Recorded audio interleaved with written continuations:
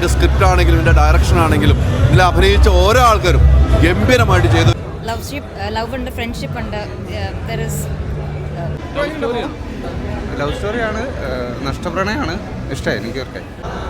നല്ല സിനിമ, നല്ല ലവ് സ്റ്റോറിയാണ്.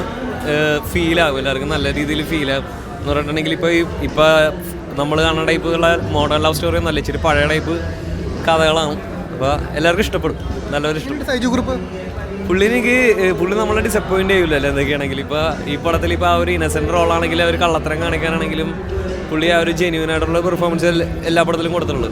അതേപോലെ തന്നെ ആക്ട്രസ് ആണെങ്കിലും തൻവി ആണെങ്കിലും നമുക്ക് അവർ അഭിനയിക്കുന്ന പോലത്തെ ഒരു ഫീല് തോന്നില്ല. നാച്ചുറലായിട്ട് ആ ഒരു സിറ്റുവേഷൻ്റെ കൂടെ ബ്ലെൻഡായി പോണ പോലെ തോന്നുള്ളൂ.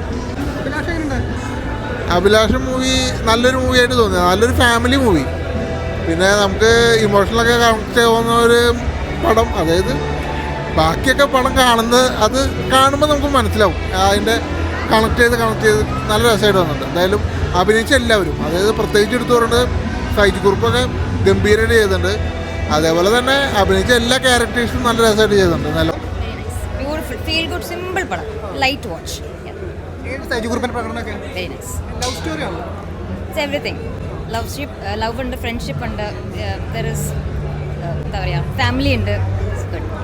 നല്ല പടമായിരുന്നടാ. ഞാൻ കുറേ പേരോട് പക്ഷേ നല്ലൊരു സിനിമ. നമുക്ക് ഈ സിനിമ പല രീതിക്കുള്ള സിനിമ, ഈ പ്രണയകഥകൾ നമ്മൾ കണ്ടിട്ടുണ്ടെങ്കിലും ഇത് വെറൈറ്റിയാണ്. ഒരാളോടുള്ള ഇഷ്ടം പറയാനുള്ള അയാളുള്ളൊരു ബുദ്ധിമുട്ട് പിന്നീട് അയാൾ പറയുന്നുണ്ടെന്ന് കാണണമെങ്കിൽ സിനിമ കണ്ടാലേ മനസ്സിലാവുള്ളൂ. പക്ഷേ ഒരു രീതിക്ക് മാറ്റി നിർത്താൻ പറ്റുന്ന സിനിമയല്ല. ചെറിയ സിനിമയാണെങ്കിലും നമ്മളെ തിയേറ്ററിൽ പിടിച്ചിരുത്തും, ഒരു ലാഗുമില്ലാതെ.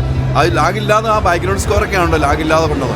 അങ്ങനെ ഇതിൻ്റെ സ്ക്രിപ്റ്റ് ആണെങ്കിലും ഇതിൻ്റെ ഡയറക്ഷൻ ആണെങ്കിലും ഇതിൽ അഭിനയിച്ച ഓരോ ആൾക്കാരും ഗംഭീരമായിട്ട് ചെയ്തൊരു സിനിമയാണ്. ഈ സിനിമ കണ്ടില്ലെങ്കിൽ നഷ്ടമാണ് എന്ന കാര്യത്തിൽ സംശയമില്ല. ഒരു എന്താ അതിനൊരു വലിയ ഹാർട്ട് നമുക്ക് ടച്ച് ചെയ്തു പോകുന്ന ഒരു സിനിമ. നല്ല സബ്ജക്റ്റാണ്, സൂപ്പർ സിനിമ. എല്ലാവരും ഇത് പറഞ്ഞ ഇത് സിനിമയിലേക്ക് ആൾ വരുള്ളൂ.